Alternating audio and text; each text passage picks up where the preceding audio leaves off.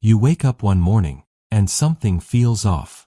Not loud, not dramatic, just heavy. Your phone alarm stops. The room goes quiet.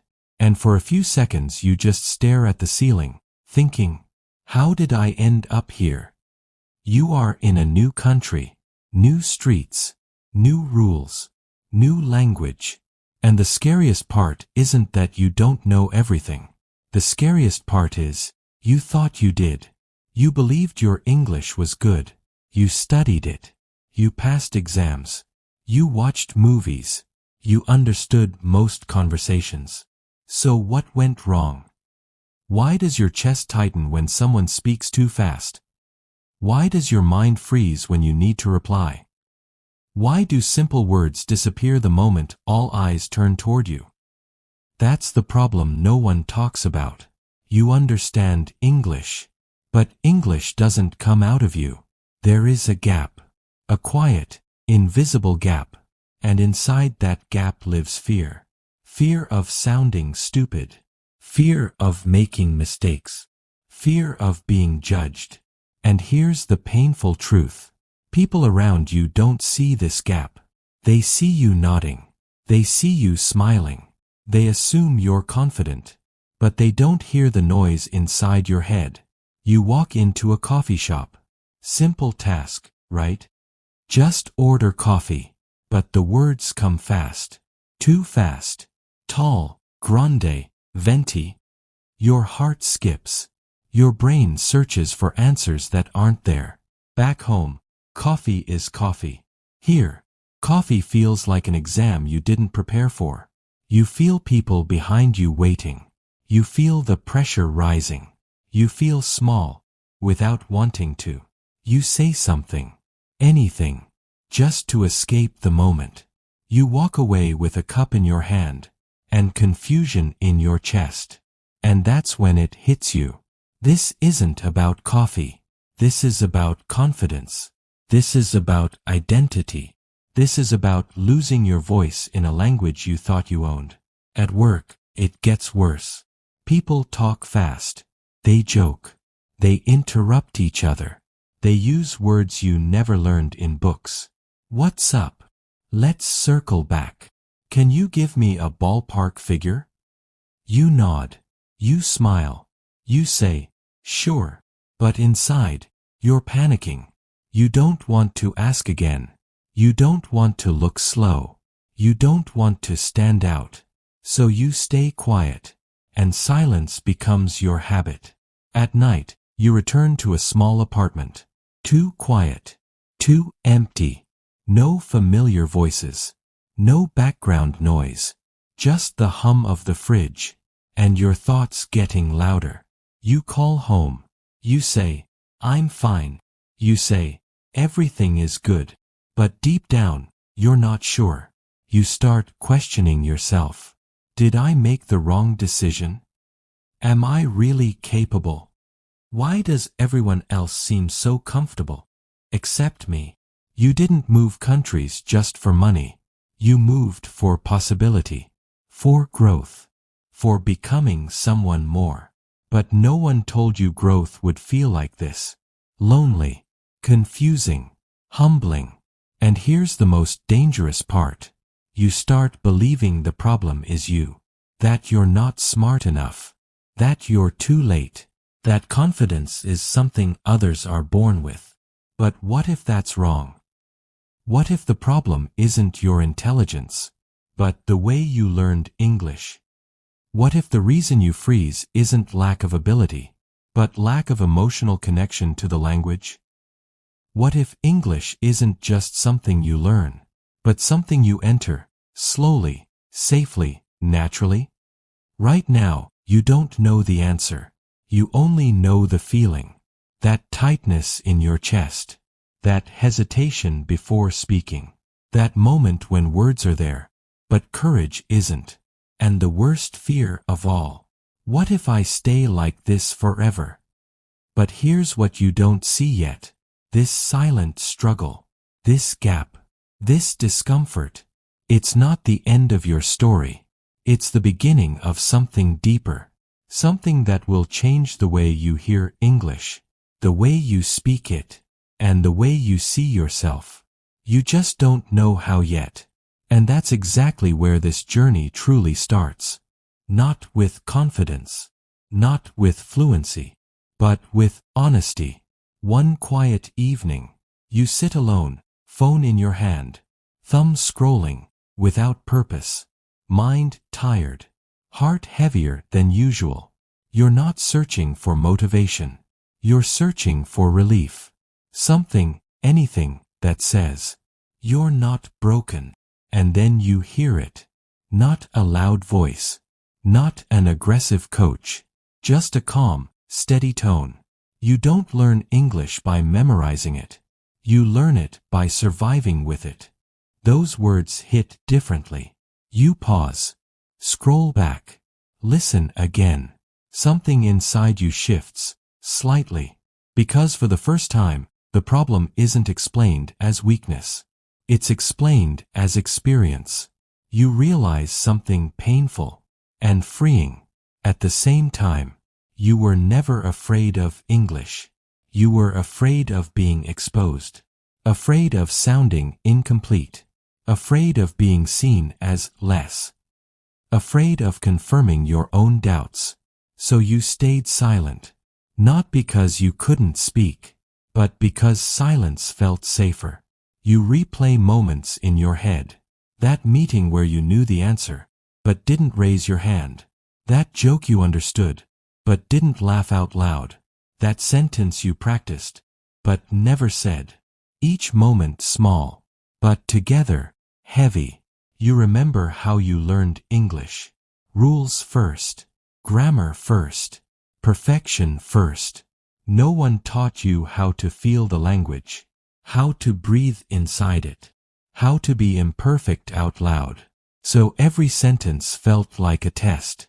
Every conversation felt like judgment. And slowly, you started measuring your worth by your accent. That's when English stopped being a tool and became a threat. That night, you open a notes app. You type one simple line. I am allowed to sound human. It feels strange. Almost illegal. You delete it. Then type it again. This time, you don't erase it. The next morning, something is different. Not dramatic. Just lighter. You still feel nervous. Your heart still races. But there's a new thought now. What if I don't need to be perfect today? At work, someone asks you a question. You hesitate. The old version of you would nod, smile, disappear. But today, you try something else. You say, slowly, "Can you repeat that, please?" Your voice shakes, just a little. No one laughs. No one stares. They repeat it. And suddenly, you're still standing. That moment stays with you all day. Later, you try again. You don't understand a phrase. Instead of pretending, you ask. Each time your heart pounds. Each time you survive. At night, you realize something powerful. Nothing bad happened. No one rejected you. No one exposed you. The world didn't collapse. Your fear lied to you. Days pass. Weeks move forward. You start noticing patterns. You don't freeze when you speak freely. You freeze when you try to sound correct. You don't struggle with meaning. You struggle with judgment. So you change the goal. Not fluency. Freedom. You stop translating every sentence in your head. You start responding with what you have, not what's perfect. Your accent stays. Your mistakes stay. But your voice returns. You laugh mid-sentence sometimes. You correct yourself out loud. And something surprising happens. People listen more, not less. Because you sound real. You sound like someone learning, not hiding. One day, you catch yourself speaking without planning. Just reacting. Just being present. The sentence isn't perfect. But it's alive. And that's when it hits you. English didn't reject you. You rejected yourself before anyone else could. That realization hurts, but it also heals. Because now, you know what needs to change. Not your intelligence, not your background, not your age, your relationship with mistakes. You don't need more vocabulary. You need more permission. Permission to pause. Permission to try. Permission to fail. Publicly. That's when confidence starts growing. Not loudly. Not overnight. Quietly. Like a muscle you finally decided to use. You still have bad days. Moments where words slip away. Times you feel small again. But now, you don't panic. Because you understand something most learners never do. Fluency isn't the absence of fear. It's movement despite it. And you're moving. Slowly. Honestly. Forward. And you don't see it yet. But something bigger is coming. A moment that will test everything you've learned so far.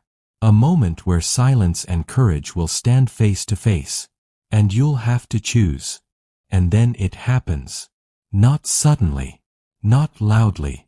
Just unexpectedly. A normal day. A normal moment. You're sitting there, listening. Half focused. Half tired. The conversation is moving fast. Ideas flying around. Voices overlapping. And then, someone looks at you. Not aggressively. Not impatiently. Just curious. What do you think? Time slows down. That familiar feeling rises in your chest. Heart beating faster. Mind scrambling. This is it. This is the moment you've escaped 100 times before. Your brain starts offering excuses. Let it pass. Someone else will answer. You'll mess it up. Your accent will show. Your sentence won't be clean. The old version of you is screaming for silence. But something else speaks too. Quieter. Calmer. Stronger. You don't need to impress. You just need to exist. Your mouth opens. For a second, nothing comes out. That second feels like a lifetime. Then, words. Not perfect words. Not fancy words. Just honest ones. You say what you think. Slowly. Carefully. You pause mid-sentence. Correct yourself. Continue. Your voice isn't smooth. But it's steady. You finish. Silence. 1 beat. 2. And then, someone nods. Another person responds to your idea. Not your grammar. Not your accent. Your idea. The conversation moves forward, with you in it. That's when it hits you. You didn't disappear. You didn't fail. You didn't embarrass yourself. You participated. Something inside you unlocks. Not excitement. Relief. Like holding your breath for years. And finally exhaling. Later that day, you replay the moment. Not with shame. But with disbelief. That actually happened. And then something dangerous happens. You smile. Because now you know the truth. The fear wasn't protecting you. It was trapping you. From that day on, things change. Not fast. Not magically. But consistently. You start choosing discomfort. On purpose. You ask questions even when your voice shakes. You speak even when sentences feel incomplete. You stop apologizing for learning. And yes, you still make mistakes. Plenty of them. Wrong words. Wrong tense. Awkward pauses. But something strange happens. The mistakes don't hurt like before. They pass. They fade. They don't define you anymore. You begin to realize something deeper. English was never the enemy. Silence was. Silence kept you safe. But it also kept you small. And growth never lives in safety. It lives in action. You stop waiting for confidence. You act first. Confidence follows. You stop waiting for fluency. You speak first. Fluency follows. One day, you catch yourself explaining something, and someone listens without confusion. Another day, you crack a joke, and people laugh. Not politely, genuinely. You don't celebrate loudly. You don't announce it. But inside, you know, you're not the same person anymore. You've crossed an invisible line. The line between, I understand English, and I use English. And that line changes everything. Because now, you don't just consume life. You participate in it. You don't just watch conversations. You shape them. You don't just exist in the background. You step forward. And here's the part no one tells you. Once you break silence once, it becomes harder to go back. Your voice remembers itself. You still feel fear sometimes, but it no longer controls you. It walks beside you, not in front of you. And then you start noticing others. People just like you, quiet, capable, holding back. You see it in their eyes, the hesitation, the self-doubt, and suddenly, your journey feels bigger than you, because now you understand something powerful. You don't need perfect English to change your life. You need courage, repeated daily. One sentence today, one question tomorrow, one mistake you don't punish yourself for. That's it. That's the real formula. And if you're listening to this right now, feeling that familiar tightness in your chest, this is your moment too. Not tomorrow. Not when you're ready. Now, say the sentence. Ask the question. Show up imperfectly. Because the world doesn't reward silence. It rewards presence. And once you choose to be present, again and again, you don't just learn English. You reclaim your voice. And that changes everything.